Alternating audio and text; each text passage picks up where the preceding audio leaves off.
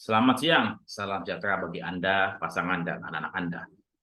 Saya Andes Pevilor dalam channel Ngatur Uang. Kali ini saya ingin berbagi dengan tema jangan kawin dulu sebelum melakukan ini. Terus saja, saat ini banyak sekali orang yang sudah menikah dan kemudian menyesali kenapa mereka tidak melakukan komunikasi, mengapa mereka tidak memeriksa latar belakang calon pasangannya yang saat ini sudah menjadi suami atau istrinya. Jadi semua sudah terlambat, nasi sudah menjadi bubur. Jadi saya ingin mengingatkan Anda untuk dapat segera melakukan beberapa hal sebelum Anda menikah ataupun memutuskan untuk kawin dan menikah dengan pasangan Anda. Pertama kali, satu ya, Anda minta surat pengangkatan dia sebagai karyawan ya, dan minta slip gaji, dan juga Anda berikan Anda punya ya. Jadi pertama Anda minta surat pengangkatan sebagai karyawan dan slip gajinya, dan Anda berikan juga kepada dia. Ini sebagai awal keterbukaan, karena bagaimanapun juga Anda ingin menikah, Anda ingin terbuka, Anda ingin menerima kepercayaan dan juga mempercayai pasangan Anda ya. Kedua, tanyakan kartu kredit apa saja yang dia miliki dan minta tagihan kartu kredit dia selama 12 bulan terakhir. Mengapa Anda perlu meminta dan juga Anda memberikan Anda punya tagihan secara fair, jadi Anda bertukar? Mengapa Anda meminta tagihan kartu kredit tersebut? Karena dari situ Anda bisa melihat perilaku, cara dia membelanjakan uangnya, kemana saja uangnya dibelanjakan, untuk apa saja, akan terlihat secara nyata apakah dia seorang yang konsumtif atau seorang yang sangat gemar berinvestasi. Dan dari situ juga Anda melihat berapa pembayaran yang dia lakukan setiap bulannya atas tagihan kartu kredit tersebut.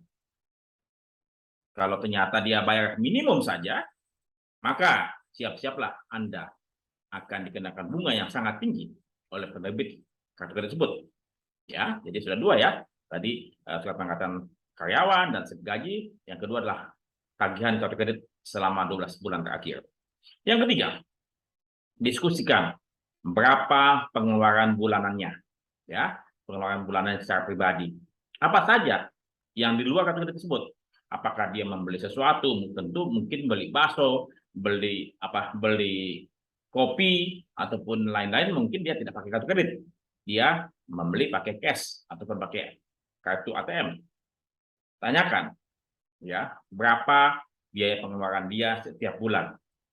Nah, sehingga Anda bisa lihat ya, apakah penghasilan ataupun gaji yang dia terima cukup untuk membayar pengeluaran-pengeluaran yang dia lakukan.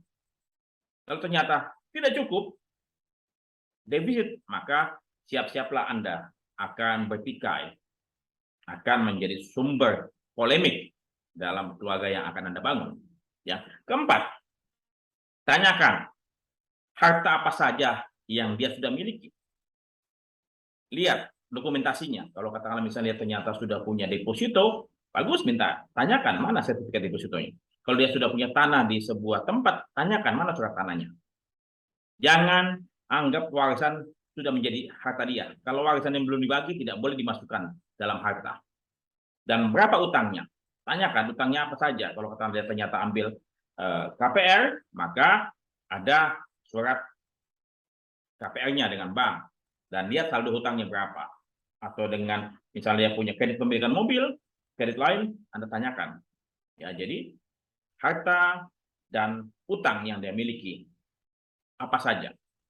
Yang kelima, apakah pasangan Anda punya kewajiban terhadap orang tua dan adik-adiknya atau kakak-kakaknya? Jangan sampai Anda punya pasangan, ya, punya gaji besar, tetapi kemudian masih punya kewajiban membantu orang tua, membantu adik-adik ataupun kakak-kakaknya ataupun keluarga jauh, ya. Ini Anda mesti pastikan. Yang keenam adalah amati sikap, semangat, spirit kerjanya.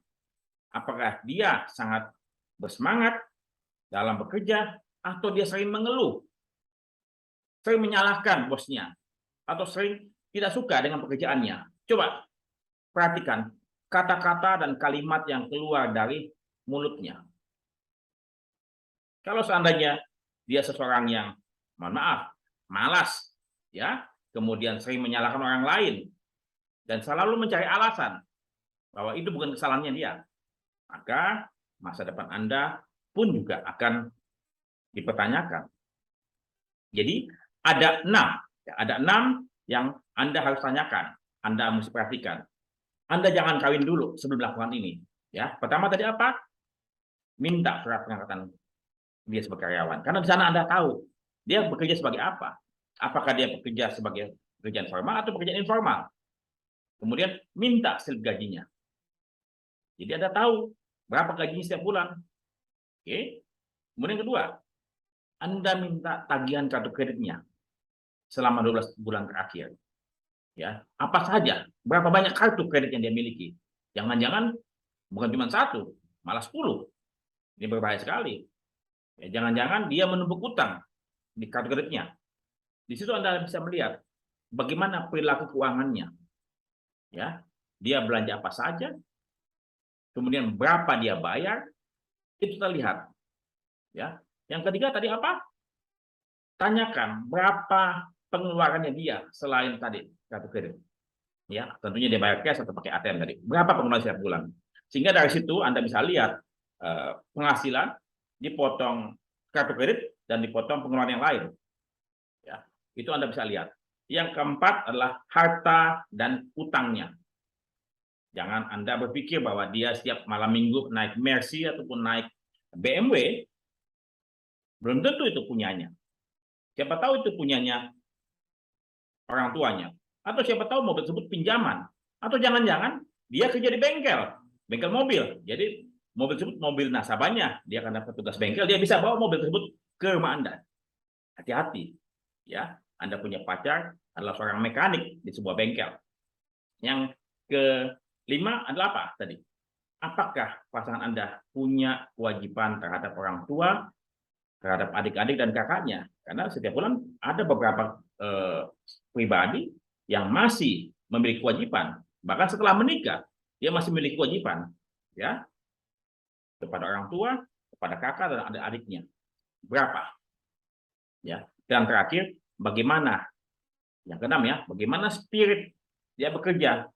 Bagaimana antusiasme dia bekerja? Kemudian apakah dia terus mengembangkan diri dalam bidangnya dengan mengambil berbagai macam kursus, sertifikasi dan lain sebagainya. Dari situ, 6 hal tersebut, Anda bisa melihat masa depan apa yang akan Anda terima atau peroleh.